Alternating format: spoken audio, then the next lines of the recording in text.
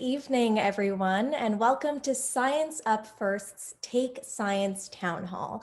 I'm Sarah Chaudhry, and I'll be your host for this evening. Together with some of Canada's greatest minds in health and science, we'll dive into lessons we've learned over the last 18 months so that we can make a safe return to school. But before we begin, let's take a moment to put our feet on the ground and acknowledge the land that we're on. Although we gather online this evening, it's important to take a moment wherever you are in the country we now know as Canada to acknowledge the original homelands of distinct living Indigenous cultures. I am located on the traditional territory of the Anishinaabe, Haudenosaunee, Huron-Wendat, and the Mississaugas of the Credit. We give our thanks and respect for the leadership of Indigenous land defenders across the country for always being at the forefront of protecting the earth and all life that sustains it. As a gesture of our appreciation for our use of these lands, we encourage each one of you to learn more about the land you call home by visiting native-land.ca. Now, allow me to introduce Elder Dr. Mary Wilson, spiritual healer, wisdom, and knowledge keeper. Her skills in neuro-linguistic and cognitive coaching have helped shift perceptions and open broader insight into challenges and issues that individuals and families face, and works with others to set goals that honor the traditional way of life. She is here to welcome us, to guide us in ceremony, and to offer perspective as a world-renowned teacher, spirit walker, and healer. Hello, it's good to see you. It's good to be with you tonight, and I take a minute to honor all of you that share this space with me. And with that, we're going to start with a prayer. My spirit name, and my name is Ogamake Pemata Naihaskanwa, and I am a Wolf Clan mother. My Canada wolf, my helper is the horse. And with those two, sometimes it's a little conflictual because, wolf, horse, predator, prey, but it gives me a very broad perspective on how things work and how we operate with one another. So I call on Creator to come into this room with us, to come into this space with us, to come into our hearts, to come into our minds. Creator of all life, our brothers, our sisters, our trees, our four-leggeds, our winged ones, our water ones, to all our relatives, to each other. I say, thank you, Creator, for blessing us in this very, very beautiful time. And thank you, Creator, for giving us this beautiful space of mind, body, and spirit to walk through, to help each other to understand more about science and how science works within every individual cell of each of our bodies. I thank you, Creator, for bringing us this breath of life. And I thank you, Creator, for giving us each other. As I said, for without you, we are nothing. I thank you, Creator, for giving us this good mother that we put our feet upon. Hi. Thank you so much for joining us this evening. Now, some of the things that we know that we can do to help one another is to be kind. With these ways of being in the ways that I was taught, it is always very important. And the most important thing in life is to have words that build each other up and not knock each other down. I believe in my heart and soul that with every child, every breath that's taken, every adult, every teacher, every parent, every person that is on this learning journey together, I do believe fully and wholeheartedly that with those kind words and with words of encouragement, and if we keep each other held high, then we're going to be there when we need to pick each other up. As a sun dancer, I carry you on my shoulders. I carry all the people on this earth on my shoulders, and I care for you, and I love you. Hi, hi. Thank you, Elder Dr. Wilson, and thank you to everyone for being here. Let me start off by explaining a few options available for you for tonight's discussion. First, you have the option to turn on closed captions with the button on the bottom of your screen. You can also switch to French audio using the language option beside it. Next, we have collected a series of questions in advance from our audience on social media. However, if you have any additional questions for our experts while we are here together, please feel free to use the Q&A option to submit them at any time. Our Science Up First chat moderators are all health and science experts, and they will do their best to answer as many questions as they can. Now, please join me in welcoming tonight's panelists. Dr. David Goldfarb is a medical microbiologist at the BC Children's Hospital and a clinical associate professor in the Department of Pathology and Laboratory Medicine in the Faculty of Medicine at the University of British Columbia. His current research focuses primarily on new diagnostic, management, and prevention strategies for pediatric infectious disease in resource-limited settings. Dr. Vanessa Lapointe is a mom, registered psychologist, parenting educator, best-selling author, and international speaker. Founder and director of the Wishing Star Lapointe Developmental Clinic. She has been supporting families and children for almost 20 years and has previous experience in community mental health and the school system. Dr. Zain Chagla is an infectious disease specialist who, throughout the pandemic, has contributed to local, provincial, and federal policy planning and to several clinical trials on COVID-19 therapies. He is an associate professor at McMaster University, co-medical director of infection control at St. Joseph's Healthcare Hamilton, and a consultant in infection control at Woodstock General Hospital. Dr. Yanette Valdez is an immunologist, having completed a PhD and postdoctoral research at the University of British Columbia. Currently, she volunteers for Immunology Without Borders, Immuno-Latinx's, COVID Resources Canada, Women in STEM Initiatives in Canada and globally, and as a scientific advisor at the Anti-NMDRA Encephalitis Foundation. Thank you, everyone, for being here. It's a pleasure to have you. We'll get right to it. Let's start with our first question submitted to us by video.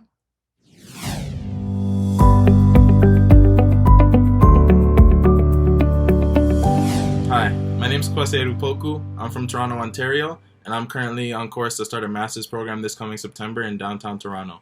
And I just had a question about how to maximize my safety when school starts. So I'm someone who's fully vaccinated, who wears a mask and tries to sanitize as often as I can, but I'm just wondering if there's even any more specific or any ways I don't realize which I can continue to protect myself and minimize the risk, because although I know the vaccine is great, I know it's not 100% effective, and I have immunocompromised parents at home, so I just want to do my part as best I can.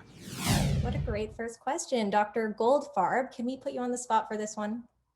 Yeah, that I agree. That's a great question, and it kind of brings us back to what Dr. Elder Mary had mentioned about the attitude that people take in terms of compassion and considering others. And I think Kwasi is a really good example of that. And I really want to express appreciation about that kind of attitude within the pandemic. He clearly understands the decision he makes has impacts on others, and he's really trying to make sure he's doing all he can during the pandemic. And really what he's talked about are all the right things. First and foremost, fully vaccinated. And it's been really impressive, I'd say, in Canada, how kids have stepped up and younger people have stepped up. We have almost 77% of children 12 to 17 are vaccinated.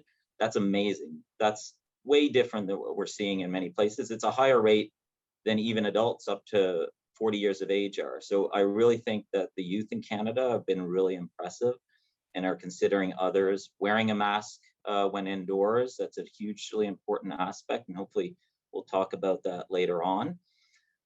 Regular hand cleaning, certainly an important aspect.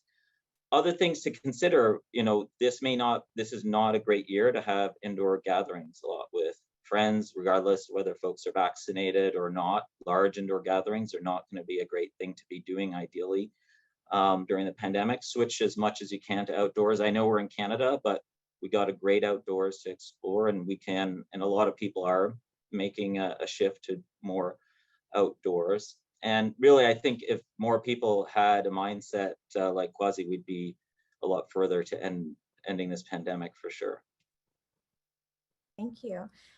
Now, he mentioned that he's double vaxxed, but obviously that's not the case for our younger students. Dr. Goldfarb, when do you think kids under 12 will get vaccinated, and why should parents choose to vaccinate their kids when they have the opportunity to?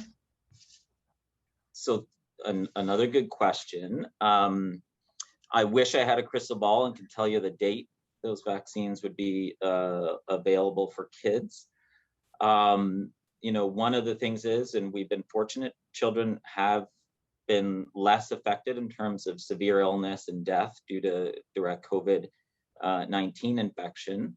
And so it's actually very important, particularly for kids, that we have really good safety data, make sure the vaccine is very safe. And that's why the regulatory authorities really want to see that data and make sure it's safe before we introduce it broadly in a younger population. There are ongoing clinical trials, which are super important, and everybody is awaiting those results. And we're expecting those to be submitted to the health agencies like Health Canada in the fall.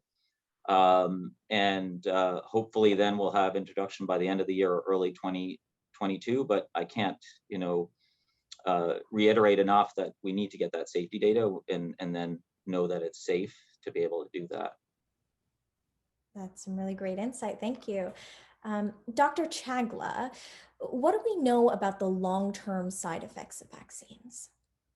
Yeah, this is a great question, and one that commonly comes up amongst people who are making the decision to get vaccinated. First and foremost, it goes back to what the mechanism of a vaccine is, right? So vaccines use either a whole virus, which we use for measles, mumps, and rubella, parts of a virus, which we use for the hepatitis B vaccine, or in this case, technology like mRNA, which is really the instructions on how to make those components of a virus. It's nothing very different than some of those other vaccines, in order to trigger an immune response. And really, the vast majority of that work is done within a week or two. Much of the vaccine degrades, the actual vaccine degrades. So when we talk about a vaccine for long-term side effects, like comparing it to a drug that you take for a year or chemotherapy or another condition, it's very unlikely to see long-term side effects secondary to vaccine, because the vaccine is actually gone very quickly. And what's left over is your immune response, which builds up over time and gives you that protection.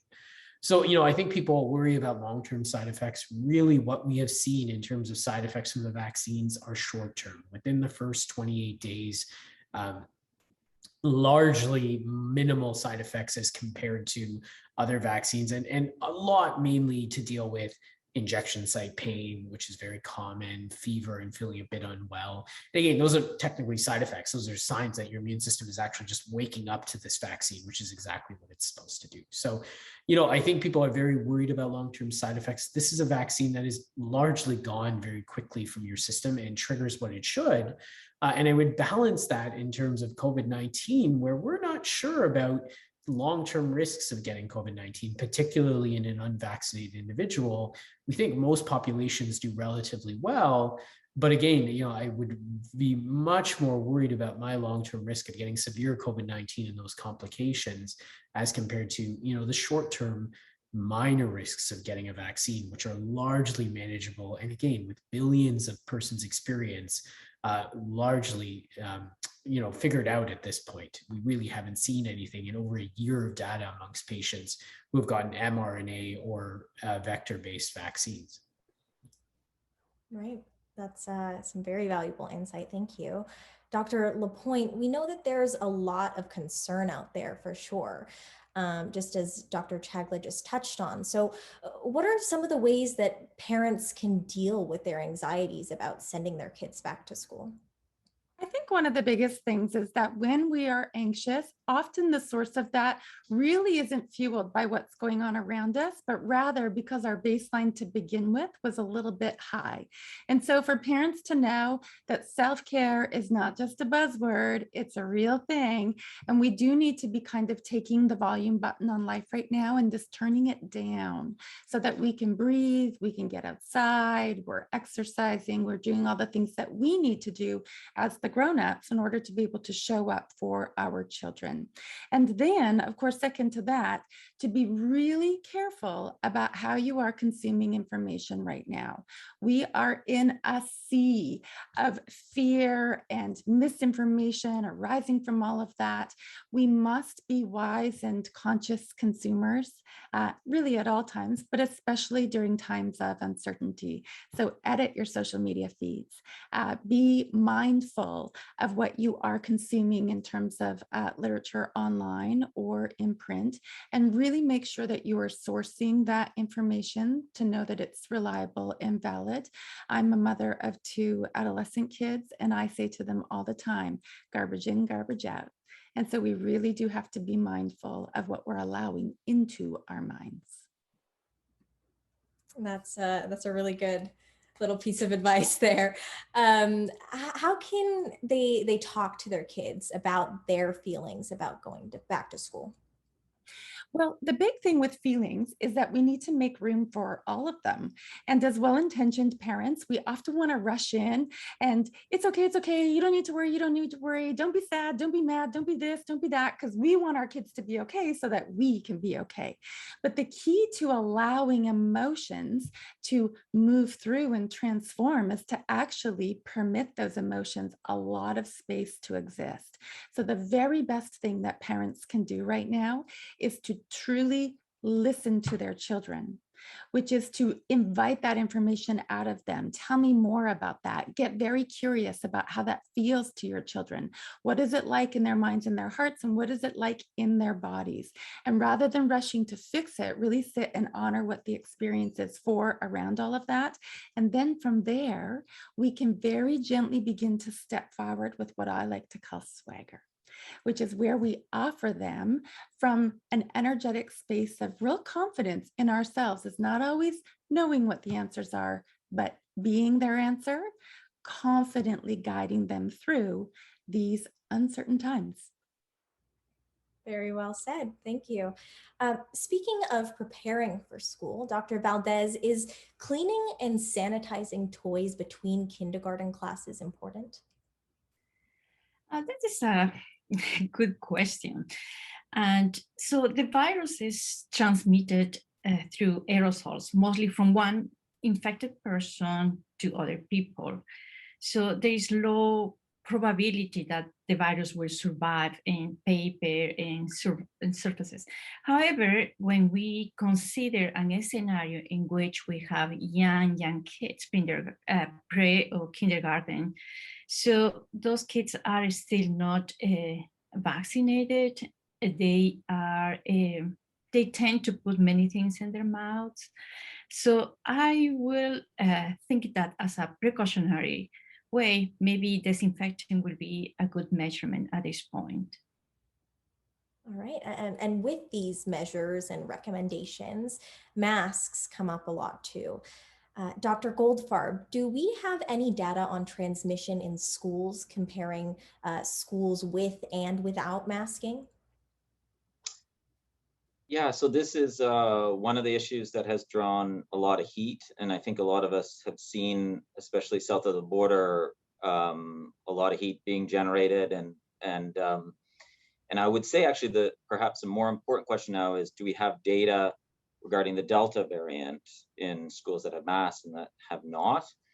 And really the Delta variant is a lot more contagious than the prior Alpha and Gamma variants that were prevalent in place in Canada, which were more contagious than COVID classic, so to speak, before that. And we do know that roughly 6 people will get infected if they're exposed to one person with Delta, much more transmissible. and that people who have Delta have much higher amounts of virus than what we had with prior versions of this COVID virus.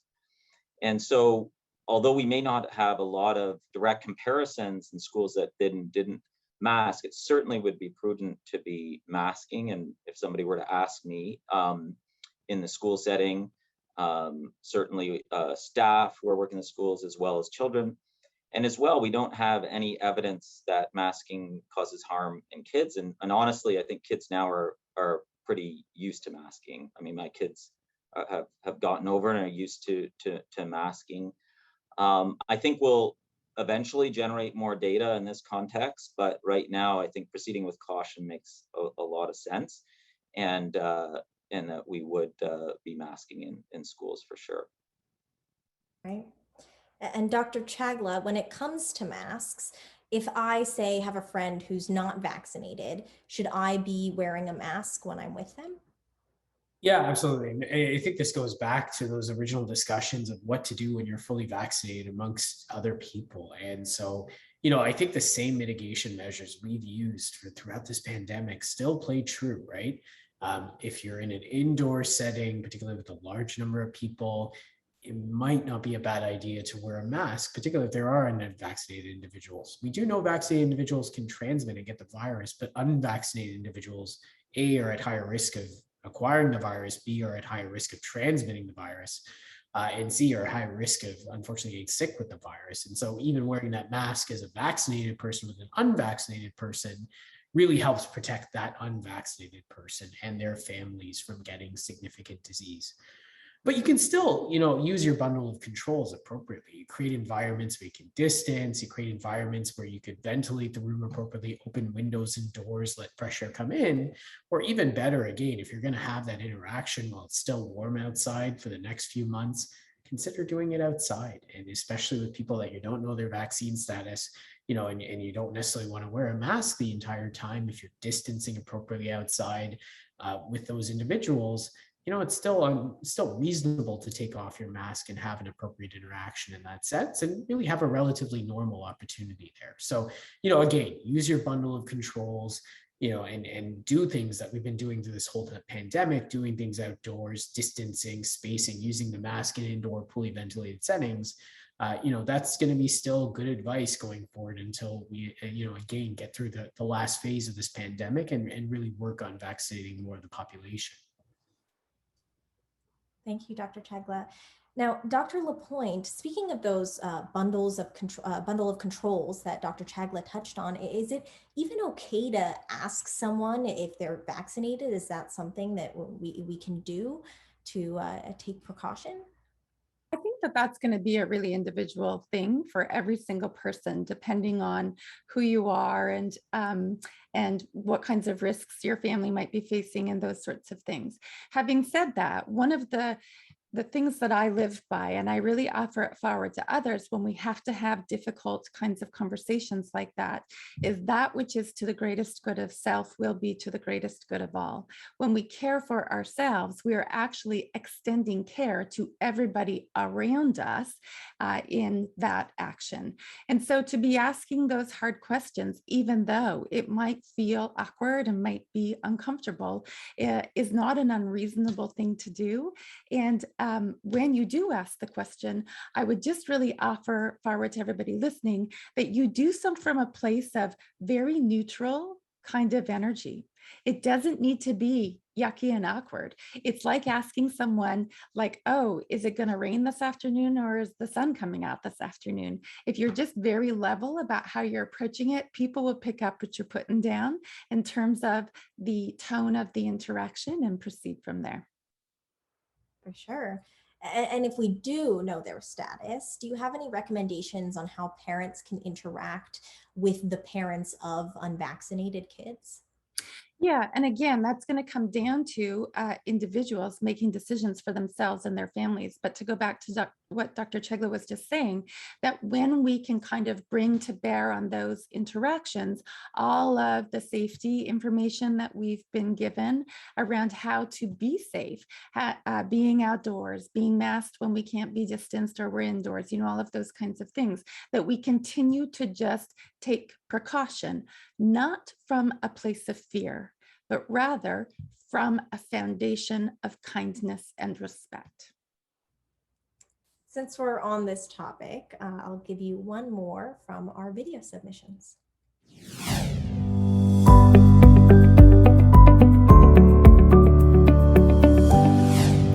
Hello, my name is Grace and I'm going into grade 8 this September. My question is, what can I do to encourage my unvaccinated friends to get vaccinated? Well, first of all, Grace, grade 8, and you're asking those kinds of questions, you're a rock star.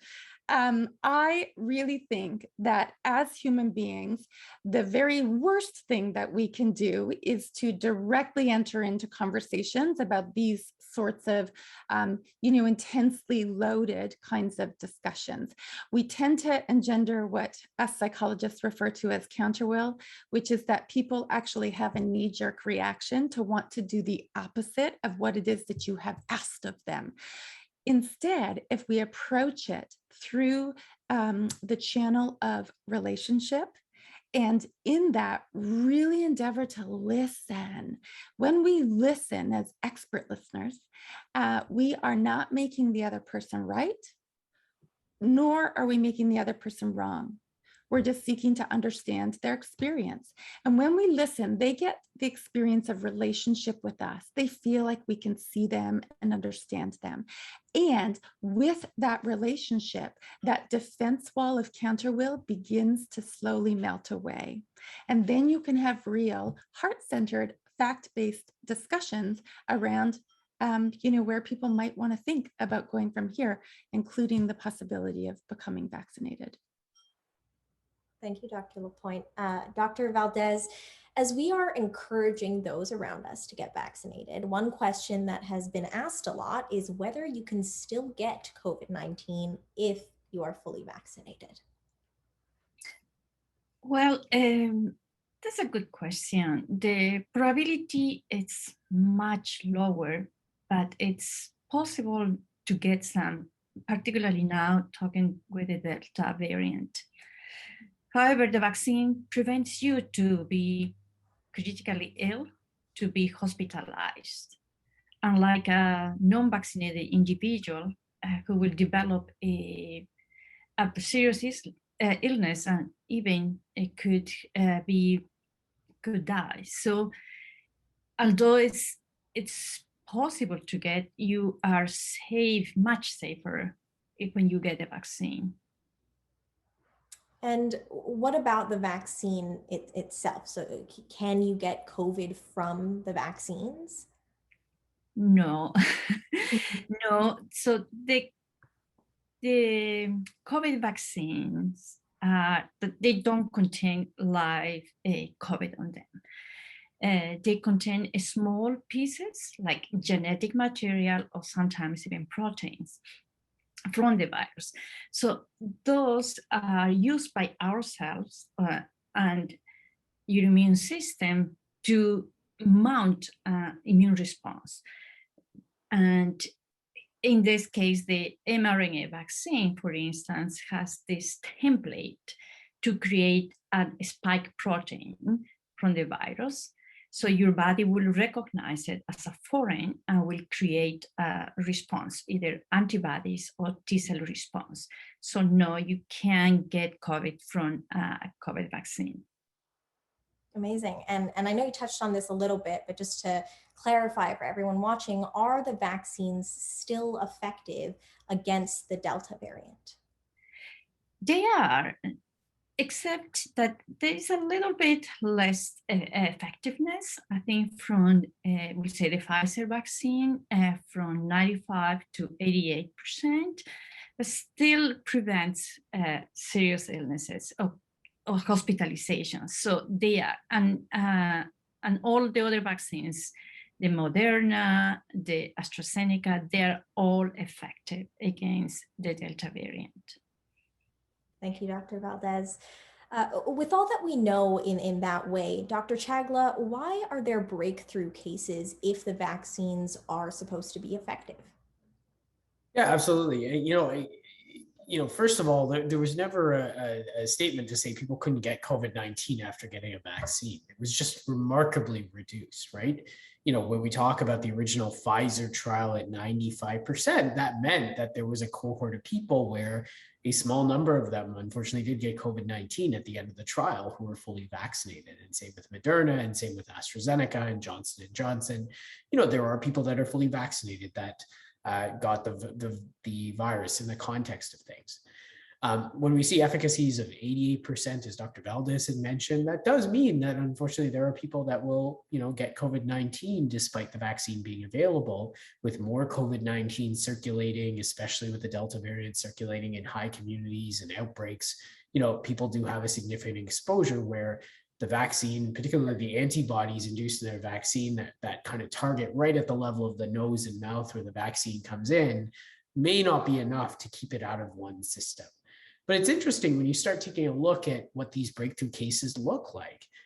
Many of these studies look at people who just swab themselves intermittently, like healthcare workers. And yes, there's a certain percentage that break through that wouldn't have known they had COVID to begin with and would have lived their lives as normal regardless.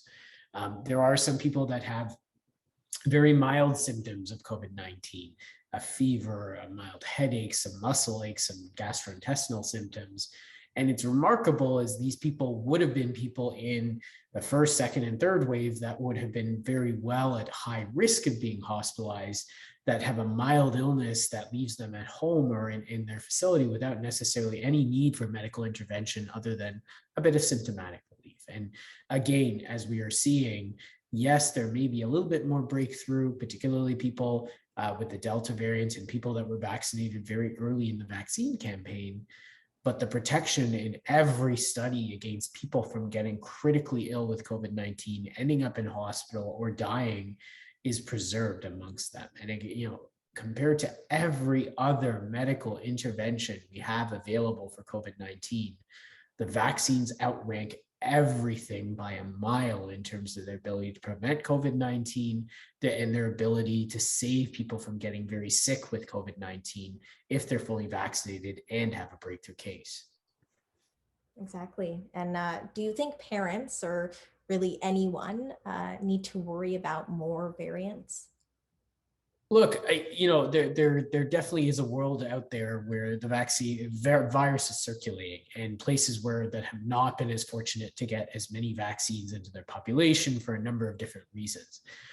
When we see large numbers of people getting COVID-19, some of them with medical conditions where they can't clear the virus quickly, it creates a pot where these variants can be created. The worry, is certainly that things could become more transmissible. We have yet to see a variant that breaks through the vaccines. And so, from an immunologic standpoint, it would be extremely unlikely to see that because the vaccine triggers so many arms of our immune system to really fight the virus, whereas a few mutations may not be able to do that altogether. So, I think people can certainly watch the news, but digest it, with a grain of salt, as Dr. Lapointe has said, and really understand that there's a lot of misinformation about variants and viral evolution. But rest assured, a fully vaccinated person to date has protection against every single variant available and significant protection from getting sick. That is still the most effective intervention, regardless of what variant they're exposed to. Amazing. Now, with those variants in mind, Dr. Goldfarb, are kids still at low risk for COVID? Yeah, so I'll start maybe with the good news and then the not so good news. One is, thankfully, kids are still at relatively low risk of severe disease when you compare that to older cohorts if they were to get infected with the COVID-19 virus. The not so good news is that when you look at what the pandemic is now in places like Canada, where we have widespread vaccination, it's predominantly an illness of the unvaccinated.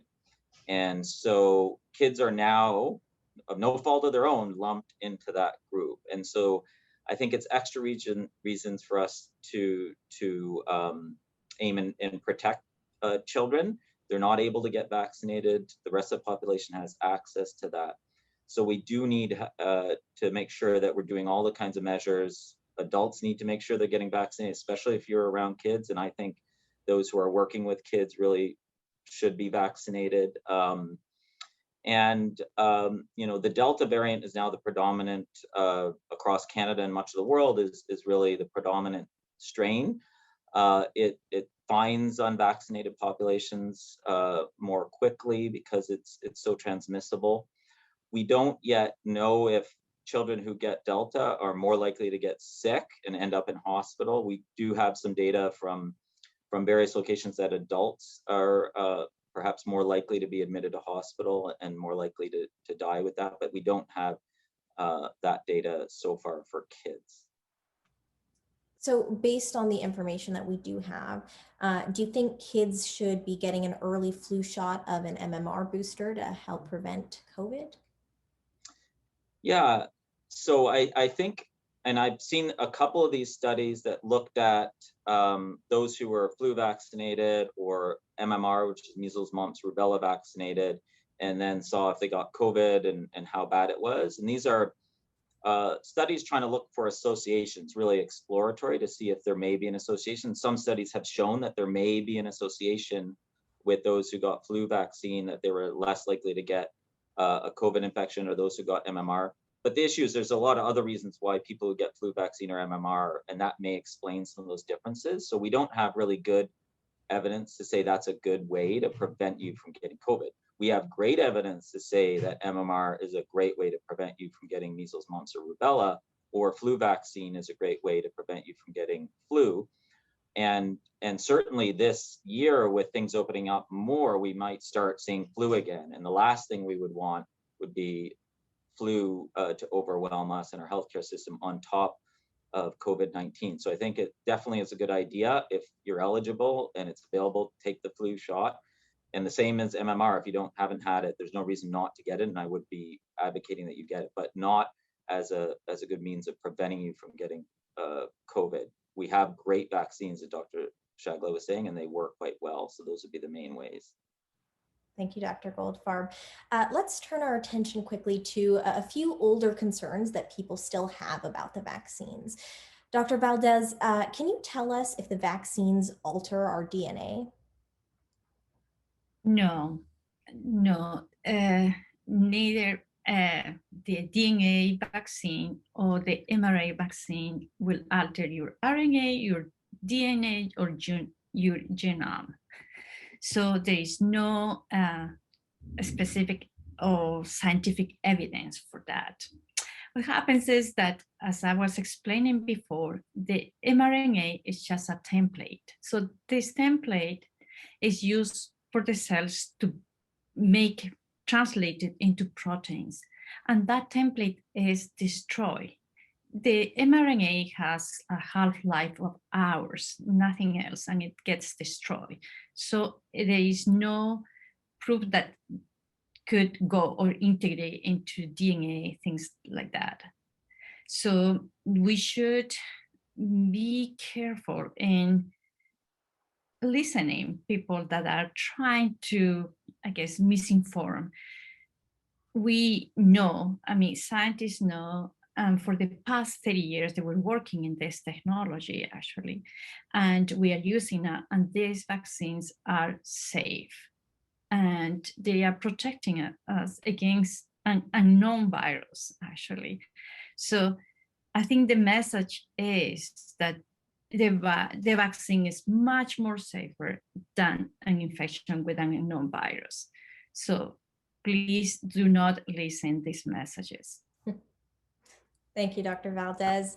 And Dr. Chagla, another interesting question we get a lot is whether the COVID-19 vaccine can affect fertility or menstruation cycles. Is this true?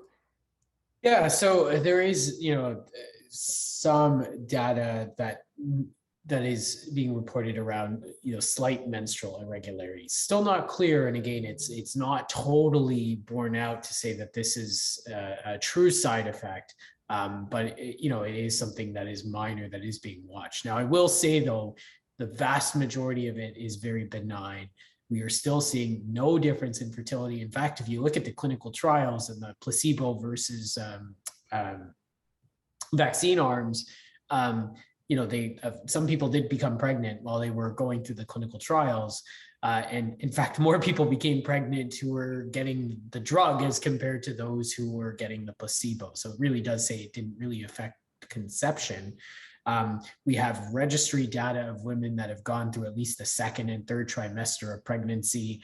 And again, there seems to be no effects on fertility, that outcomes for the fetus and the mother are great, and again, match the general population. And certainly again, in breastfeeding, similar, that there's no vaccine in the breast milk that's been shown very scientifically amongst women who have gotten the vaccine at the time of breastfeeding. So lots to say that fertility, pregnancy, breastfeeding is quite safe.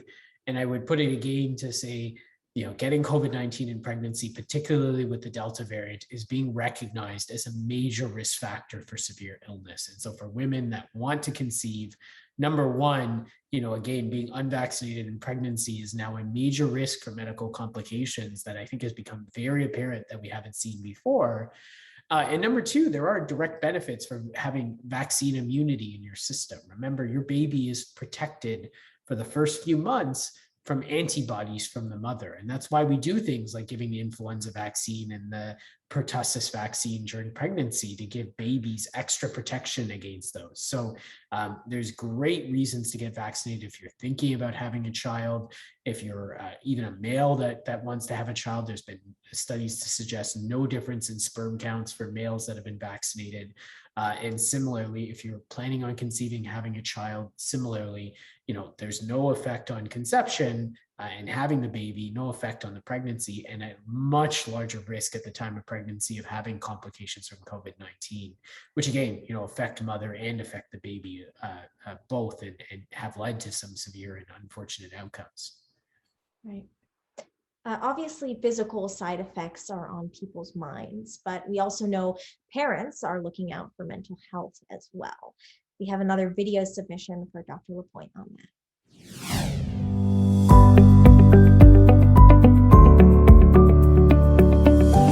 Hi, I'm Sonia from Vancouver. I'm a parent of 2 elementary school age children. Today, my question is for Dr. Lapointe. Like many of us, my children are experiencing mask and COVID fatigue. Heading into this 4th wave, I'm wondering if you have any recommendations for ways or tools that us parents can utilize to help support our children's mental health throughout this next school year.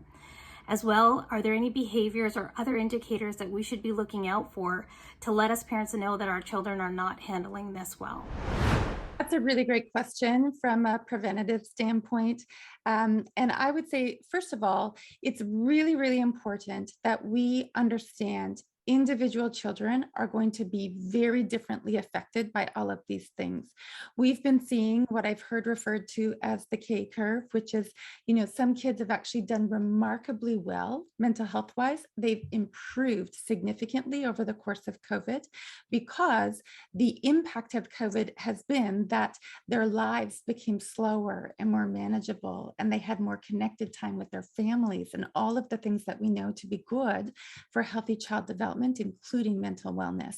The children that have struggled have been children who likely were born much more sensitive. So kids who are just going to be very much more at the effect of the world around them, and or children whose families have been really significantly impacted, including their parents struggling financially and or emotionally because of the pandemic. And so I do really want to punctuate that some kids have fared very well, and we need to be considering how to hang on to the positive benefits of COVID in that sense as we transition back to our new normal. And so things that parents can be doing to help their children through this time is to be really going to what I'll call the 3 R's: rhythm, routine, and ritual. You want to make sure that life as your children are experiencing it right now is as even Steven as possible. And so that there's a sense of rhythm to your days, a sense of rhythm to your weeks, that you have sort of routines established, that we sleep at a certain time, we wake up at a certain time, we eat dinner at a certain time, and that you have rituals around the important parts of being human, particularly the times when we leave each other and the times when we come back together. So there's a ritual around how we say good morning to each other. There's a ritual around how we say goodbye to each other at school drop-off, rituals around how we say hello, rituals around how we do bedtime. Children, you can literally feel the cells in their body take a breath when they're able to have that kind of a daily experience. If your child is struggling, you will see it come out in one of two ways.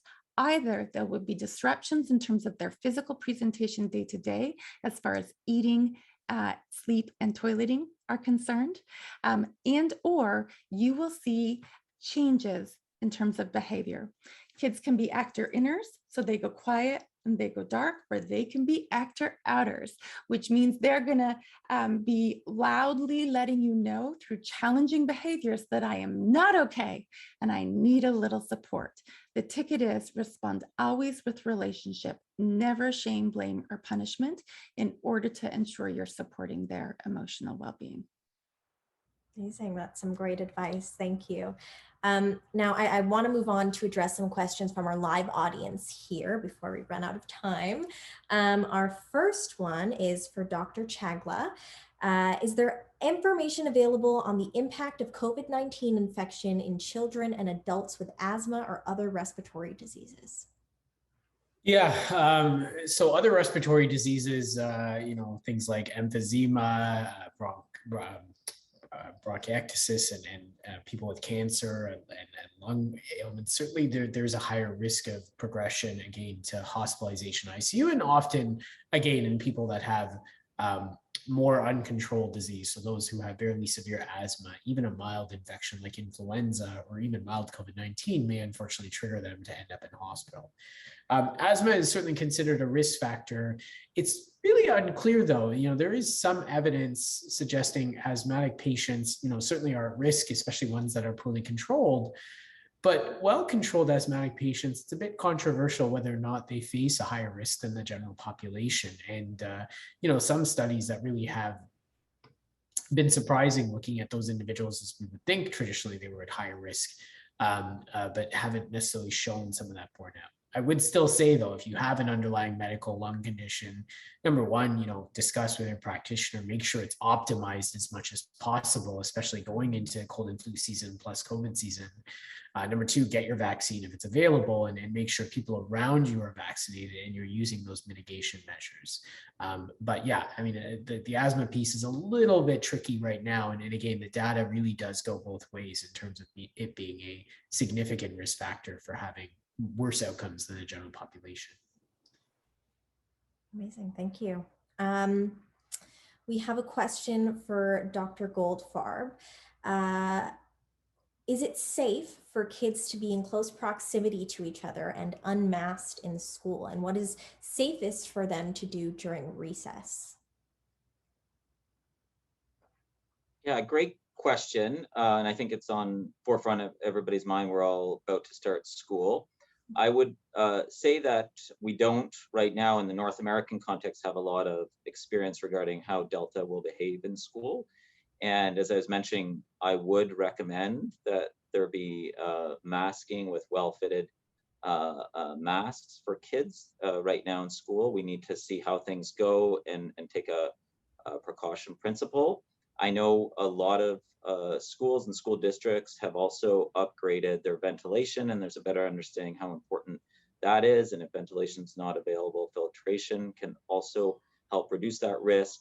And then vaccination. We were doing a study with teachers here in BC, and over 95% were intending to get vaccinated. I think teachers recognize how important that is. They've been getting a lot of notifications about COVID cases. They understand the reality. And I think it makes sense that all adults in particular that are eligible should be vaccinated if they're going to be working with kids to help improve that. Amazing, thank you. Dr. Lapointe, we have a question for you. Can homeschooling an 8-year-old be a safe and responsible option for those with family members at high risk for COVID complications, especially given that school is good for the social and emotional well-being for kids? You know, that's a really fascinating question. And actually, we know that children who are homeschooled tend to have really brilliant long-term outcomes in terms of educational achievements, social emotional development, and the like. So we have this idea that social emotional well-being is impacted by a lack of attendance at school. And it doesn't bear out in the data unless things at home are very challenging. And then it actually is better for children to be at school. So I think that if there were to be, concerns within a family around transmission because of immunocompromised family members, those kinds of things, and that felt like an option to your family that you wanted to consider, that there are ways to go about homeschooling that are actually really great for kids. And it's not something that we should avoid flat out. Great. Dr. Goldfarb, how bad is Delta in infants? Yeah, so it's a good question. I mean, these are things, in Canada, we only started seeing Delta just in the last few months, and then it rapidly took over. So we don't have a lot of experience with respect to Delta to say anything definitive. I can say, for instance, at BC Children right now, we don't have a single child admitted with COVID, so we're still not seeing a big surge. There's certainly something that we have to monitor, and we are monitoring quite closely. But we're not seeing a huge change in many jurisdictions that are seeing a lot of Delta. The UK is a bit further than us in terms of having Delta sooner. And so it's something we need to continue to monitor. But right now in Canada, we're not seeing a big surge at children's hospitals. Thank you. Dr. Lapointe, an audience member says, my 9-year-old suffered with anxiety since COVID started. She was avoiding school last year. I'm worried she won't get the support she needs in school. What can schools do to support student mental health? This is a very front of mind concern, I think, for a lot of parents and for a lot of teachers. And certainly what we know from the science of child development is that relationship is the bottom line, be all end all, foundational answer to what makes kids' worlds go round. And so if we see in the school setting that a child is struggling, the number one thing that we want to do is promote relationship between that child and the quote big people that the child will be depending on within that setting, be that their teacher, perhaps it's a child and youth worker, maybe it's a learning support specialist, but somebody that they can be leaning on who can show up with that aforementioned swagger to really show the child the way through so that the child can come to rest. And also to be extending to the child a link through to home, to their parent, as is required and needed. For some kids, that might be phone calls at lunchtime. For other kids, it might be notes in their lunch bag or little sort of mementos. There's some beautiful children's storybooks, The Invisible String, The Kissing Hand, these kinds of things that give us an idea of how to be connected to our children even whilst apart. So the bottom line is really come back to that foundation of relationship, and you're well on your way to some of the other pieces that we can see helping children improve in terms of anxiety and mental health. Thank you, Dr. Lapointe. Dr. Chagla, when they say that vaccine efficacy goes down with time and we need a third shot, do they measure only anti-spike antibodies or other arms of immunity? Yeah, it's a great question. And this is actually a big point of murkiness in terms of the need for boosters. And certainly what has triggered some of this is as you mentioned, anti-spike antibodies or antibodies to the element that the mRNA vaccines create that are waning in people as time goes on. We still don't have a great idea of, again, what that cutoff really remains at when it gets this low, you're at higher risk of breakthrough infections. When it gets this low, you're at higher risk of severe infections. And, for things like hepatitis and measles, we actually do have a very good number that we say, if you get lower than this, you probably need to be re-immunized. What we are seeing in some small pockets and studies that are still very murky out of Israel, is people that were vaccinated first in January and February, particularly elderly people who have very low, or have very slow immune systems as compared to people who are younger, where they may have lower antibodies and may have more breakthrough infections. And I think that's what's triggered much of their response to start vaccinating those groups again. But all to say, the average healthy individual that isn't at the extremes of age, that isn't at, in a major immunocompromising state where they're not expected to make great antibodies to begin with, we still haven't had clear evidence that there is a significant drop off in antibodies that leads to any loss of protection that requires a booster shot. And I think this is where, much of the world is still trying to figure out how to deal with this in the global context of many people that haven't even gotten their first shot yet, and the need, as we talked about, for variants to make sure that more people are protected with 2 shots as compared to a larger number of countries that are using 3 shots going forward. Well, thank you to everyone who submitted questions tonight, and thank you so much to our experts.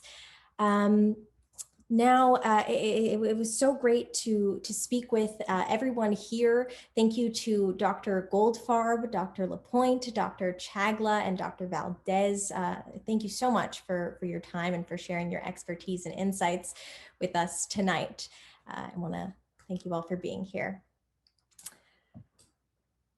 What an awesome evening this was, everybody. As a student going back to school, I've learned so much. And on behalf of the team at Science Up First, I hope you feel better informed and inspired to take science with you as you go back or send your children back to school. Now, before we hear from Magda Baima, Director of Science Up First, with some clothing thoughts and information, I would like to invite Elder Dr. Mary Wilson back to close our experience together tonight. Again, thank you to our panelists. So good evening again. And I want to thank everybody for giving good input into these conversations that need to be had. And for those out there, things that you can do for yourself is remember to be walking softly upon Mother Earth, because she will take care of you as we take care of her. And also to remember that we are all related. And so with that, I will say hi and thank you for being together. In closing tonight, I call on you, Creator, to remind us that we are all related, to remind us that we are to be kind and compassionate to one another, to remind us that all of us are children and that we all need love and care and support. Also, to remind us once and for all that we are all part of each other and that we are all related, that we are a beautiful, beautiful people that walk upon this earth with our relatives, everything from dogs to ants, to birds in the sky, to our mother, the earth. I thank you for joining us. Hi, aho.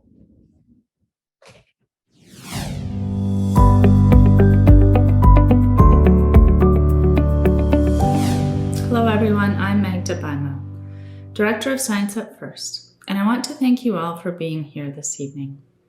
Before I get into thanking everyone who made this event possible, I want to tell you a bit about the impact of Science Up First and initiatives like ours. Since launching at the end of January, the Science Up First hashtag has been used by more than 35,000 people, with a combined following of over 300 million.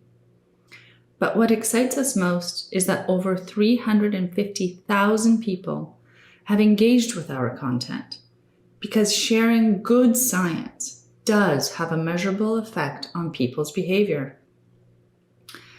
And we know that many people who have changed their minds about vaccines in the last few months were influenced by online campaigns like ours. Even those not directly following us may still have benefited from conversations with friends and family who do. So thank you for being here and for being that science-informed friend or family member for those around you. Now, a few thank yous before we head off. Thank you to Sarah for steering the ship tonight. Your on-screen talents are truly inspiring. Thank you for sharing this evening with us. Thank you, Dr. Mary Wilson, for sharing your wisdom and for allowing us the opportunity to join you in ceremony. May your demonstration of kindness and compassion towards healing and reconciliation be a guiding light for all of us. And thank you to the team for your insights and expertise. As a mom of young children returning to school, you've offered much needed information for myself and many parents out there. Thank you for your continued hard work and dedication as we navigate this safe return to school. I must acknowledge the incredible team at Science at First and the team at Big Bang Beige. Thank you to each and every one of you for your tireless hard work and dedication to this event and to everything that we do. We are moving the needle together, and I am so grateful to be in these trenches with you all. And thank you, everyone who has joined us here tonight. It's great to see so many people gathering from coast to coast to coast in an effort to learn more and to empower ourselves with the best available science so that we can make informed and safe decisions. Stay tuned for more Take Science Town Hall events in the coming months as we prepare for the return to work, social lives, and all the other things we've missed and enjoyed. Our next event is October 7th, where we'll talk about taking science into family occasions and holidays. And if you haven't already, please follow Science Up First on all the social media platforms and visit our website, scienceupfirst.com, to subscribe to our monthly newsletter. These channels are the best way to keep up with the latest and best science around COVID-19. If you have any additional questions about the return to school or any other matters of concern surrounding COVID-19, vaccines, and science, please don't hesitate to reach out to us on social media or at info@scienceupfirst.com. Thank you again and have a great rest of your night.